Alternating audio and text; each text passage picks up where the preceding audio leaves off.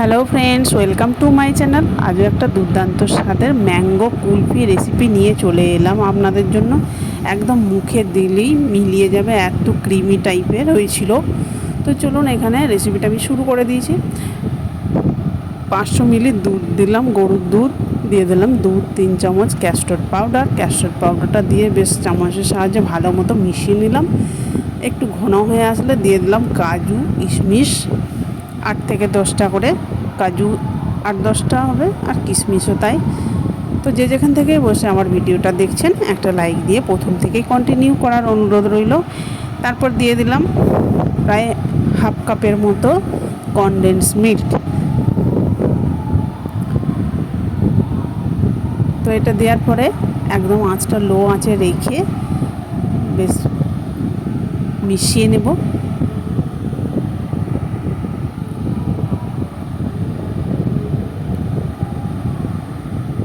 তো দেখুন কতটা ঘন হয়ে এসেছে। এরপরে এই অবস্থায় দিয়ে দেব চিনি। দেখুন একদম ছোট্ট বাটি, হাফ বাটি, ওই 4 চামচ হবে, 3 থেকে 4 চামচ হবে চিনি দিয়ে দিলাম। চিনিটা দেওয়ার পরে আবারও মিশিয়ে নেব। দেখুন কতটা সুন্দর, কালারটাও দারুণ এসেছে। ততক্ষণে এদিকে আমি একটা মিক্সিং জারে দেখুন এই যে আম নিয়ে নিয়েছি, পাকা আম, একদম 2টো পাকা আমকে টুকরো করে নিয়েছি। এরপরে এটা ঠান্ডা হয়ে গেলে দিয়ে দিলাম, একসাথে পেস্ট করে নেব। দেখুন, দেখি বুঝতে পারছেন কতটা সুন্দর ক্রিমি টাইপের হয়েছে। তো যারা আমার ইউটিউব চ্যানেলের নতুন বন্ধু আছেন, একটা সাবস্ক্রাইব করে পাশে থাকবেন, আর পাশে থাকা বেল বাটনটি অল করে রাখুন, তাহলে আমার রেসিপি ছাড়ার সাথে সাথে সবার আগে আপনার কাছে পৌঁছে যাবে। আর পুরনো বন্ধু যারা আছেন তারা তো সাবস্ক্রাইব করেইছেন, তাদের জন্য আমার অসংখ্য ধন্যবাদ।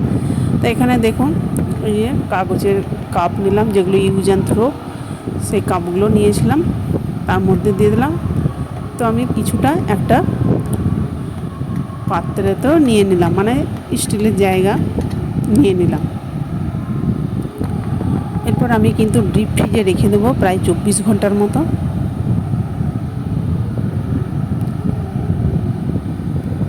তো 24 ঘন্টা পরে দেখুন বের করে আনলাম ফ্রিজ থেকে। দেখুন কতটা সুন্দর জমে গেছে, একদম কিছুই করতে হচ্ছে না, অনায়াসে উঠে চলে আসছে। দেখি বুঝতে পারছেন। তো বাড়িতে আপনারা অবশ্যই একবার হলেও ট্রাই করে দেখবেন কেমন হলো, কিন্তু কমেন্ট করে জানাতে ভুলবেন না। আর ভালো যদি লেগে থাকে লাইক, কমেন্ট, শেয়ার করে দেবেন বন্ধু বান্ধব, আত্মীয় স্বজনদের মধ্যে। আপনাদের একটা লাইক, কমেন্ট আমাদেরকে কিন্তু অনেকটাই উৎসাহ দেয়। এরপর যেটা স্টিলের মানে বাটি বা পাত্রেতে বসিয়েছিলাম, সেটাও দেখুন কতটা সুন্দর জমে গেছে। খেতে কিন্তু দুর্দান্ত হয়েছিল। দোকানের মানে আমরা যে দোকান থেকে কিনে খাই কুলফি, তার থেকেও মনে হচ্ছে বাড়িতে তৈরি করলে সুন্দর হয়, টেস্টিও হয়, দুর্দান্ত খেতেও হয়েছিল কিন্তু।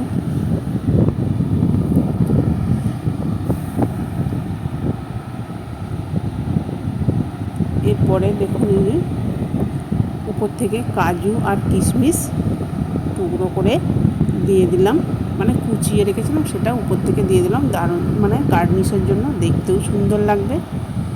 ভিডিওটা শেষ পর্যন্ত দেখার জন্য অসংখ্য ধন্যবাদ। কাল আবার